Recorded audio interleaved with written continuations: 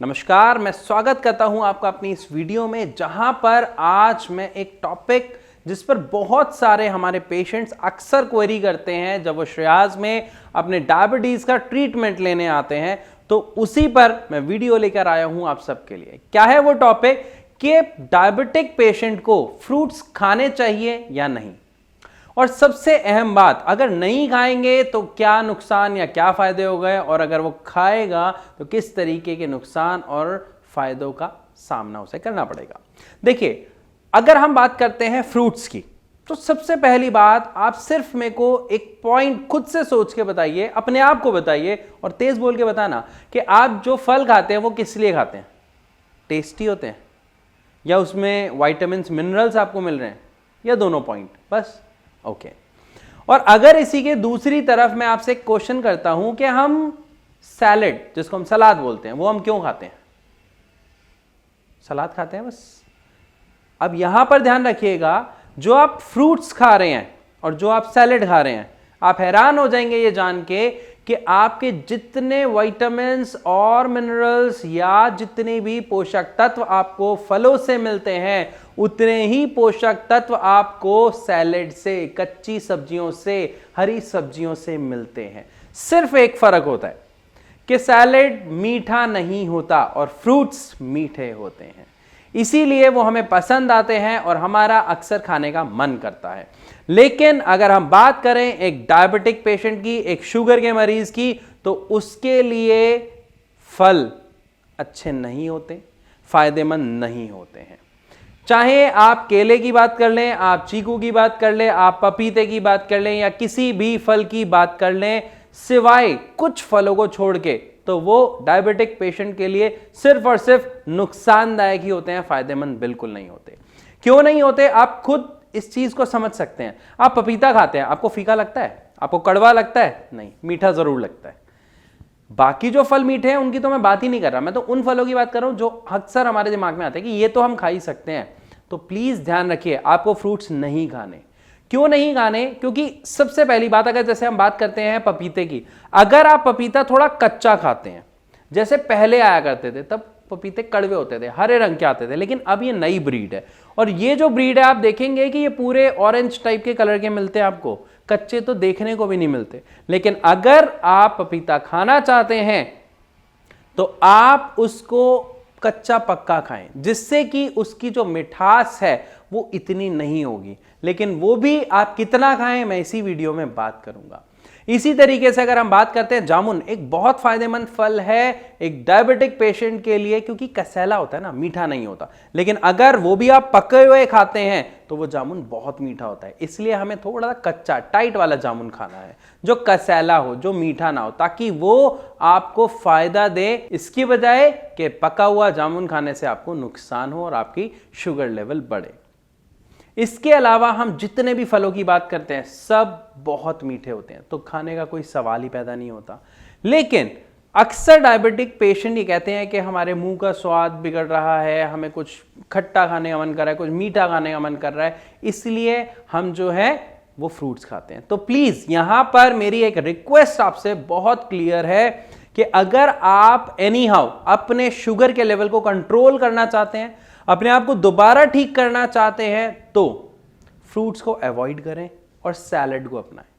Salad में आप नींबू डालें, आप उसमें नमक डालें, हल्का सा चाट मसाला डालें, आपको वो भी स्वाद लगेंगे, आपके जो मुंह का स्वाद है जो कड़वा रहता है वो अच्छा हो जाएगा।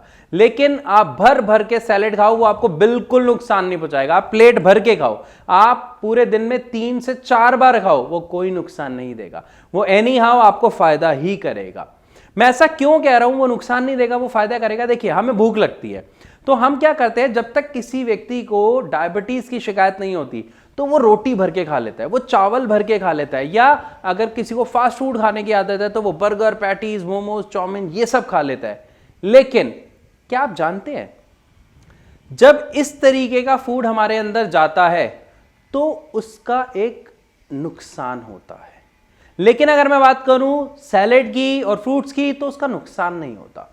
इसको थोड़ा सा समझने की कोशिश करें, आपको खुद समझ आ जाएगा मैं ऐसा क्यों कह रहा हूं। आप एक काम करें, एक रोटी लें, उसको तोड़ के मिक्स करके उसमें थोड़ा सा पानी मिला के उसकी ग्रेवी टाइप बना लें, और आप दूसरी तरफ सैलेड ले लो या फिर फ्रूट्स ले लो, उनका आप जूस कर लो, मिक्स कर लो और दोनों को एक एक करके माइक्रोस्कोप में देखो। आप देख के हैरान रह जाएंगे कि जो रोटी है जो आपने जिसमें आपने पानी मिलाया या सब्जी है, तो उस रोटी में आपको कोई बैक्टीरिया नहीं दिखाई देगा, मतलब कोई जीवाणु नहीं दिखाई देगा, कोई हरकत दिखाई नहीं देगी। लेकिन जैसे ही आप उस सैलेड के जूस को या उस फ्रूट्स को रखेंगे उस माइक्रोस्कोप के नीचे, तो उसमें आप देखेंगे उसमें हेल्दी एंजाइम्स होते हैं, मतलब उसमें जीवाणु होते हैं। अब इससे फायदा क्या है, आप खुद सोचिए। आपकी गाड़ी खड़ी है, मान लीजिए उसमें आप हैंड ब्रेक लगाना भूल गए, अब ढलान है, तो क्या आपकी गाड़ी खड़ी रहेगी या अपने आप चलने लग जाएगी? अपने आप चलेगी। अब उसके आगे कोई आ रहा है, कोई नुकसान हो रहा है, उस गाड़ी को समझ आएगा? भाई वो तो गाड़ी है ना। ऐसे ही वो खाना है जो आप खा रहे हो, जिसके अंदर कोई एंजाइम नहीं है, बस वो अंदर जा रहा है, चलते जा रहा है और निकल जा रहा है, वो आपको कोई फायदा नहीं पहुंचा रहा। लेकिन दूसरी तरफ जहां पर आप सब्जी खा रहे हैं या सैलेड खा रहे हैं, उसमें एंजाइम्स हैं। तो वो क्या कर रहे हैं, वो देख रहे हैं कि कहां पर उनको जाना है, क्या उनको काम करना है, क्या पोषक तत्व देने हैं, जो खाना पच नहीं पा रहा उसको अपने साथ बाइंड करना है क्योंकि फाइबर उसके अंदर है, उसको हेल्प करना है डाइजेशन में, और फाइनली आपकी बॉडी को मिनरल्स, न्यूट्रिएंट्स मिलते हैं।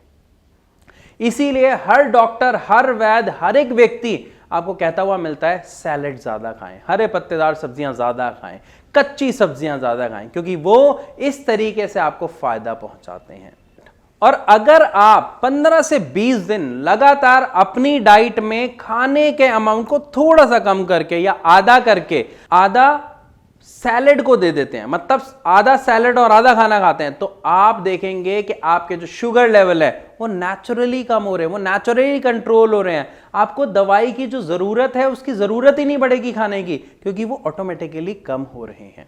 जब पेशेंट्स हमारे यानी श्रेयास में अपने ट्रीटमेंट के लिए आते हैं, तो डॉक्टर ऐसा नहीं है कि सीधा उनको दवाई प्रिस्क्राइब कर दी और भैया ये लो खाओ और अपने आप देखते रहो। नो, सबसे पहले उनकी स्टडी की जाती है कि उनकी समस्या क्या है, क्या दिक्कत आ रही है, किस वजह से उनको वो शुगर की समस्या, जो टाइप 2 शुगर है, वो क्यों हो रही है। इंसुलिन फॉल्टी हो रहा है या इंसुलिन की डिमांड ज्यादा हो रही है जो पूरी नहीं हो पा रही, या क्या दिक्कत है। साथ ही उन्हें समझाया जाता है कि आपको इस तरीके की डाइट लेनी है ताकि आपको ये फायदा मिले, आपको ये एक्सरसाइज करनी है ताकि आपकी पेनक्रियास के ऊपर इफेक्ट आए, साथ ही आपकी ये दवाई है जो आपको ऐसे फायदा करेगी। जिससे जब पेशेंट इन तीनों चीजों को, मतलब डाइट, आपकी मेडिसिन और आपकी एक्सरसाइज, तीनों को फॉलो करता है, तो वो बहुत ही शानदार रिजल्ट अपनी रिपोर्ट्स में खुद देखता है। हो सकता है यहां पे आपके मन में बहुत सारे सवाल हो कि जी दवाई तो हम भी खा रहे हैं, हमें तो ऐसा कोई फर्क देखने को नहीं मिलता, या शुरुआत में मिलता है फिर शुगर बढ़ने लग जाती है। प्लीज यहां पर आप गूगल करें जो आप दवाई खा रहे हैं, क्या आपकी दवाई आपकी पेनक्रियास के ऊपर वर्क कर रही है, क्या वो आपकी शुगर की समस्या की जड़ के ऊपर काम कर रही है। अगर नहीं कर रही तो आप खुद सोचिए आप खा क्यों रहे हो, क्या फायदा है उस दवाई के खाने का। सिर्फ आपके यूरिन के थ्रू, आपकी पॉटी के थ्रू आपके शुगर बाहर निकल रही है, तो आपकी समस्या वहीं की वहीं है। अब इस बात का चयन आपको करना है कि यही दवाई खाते रहना है और जिंदगी भर ऐसे ही शुगर के साथ जीना है, या इस समस्या को खत्म करना है, इसका समाधान चाहिए और अपनी लाइफ में आपको दोबारा वही हेल्दी लाइफ, एक स्वस्थ जीवन जीना है।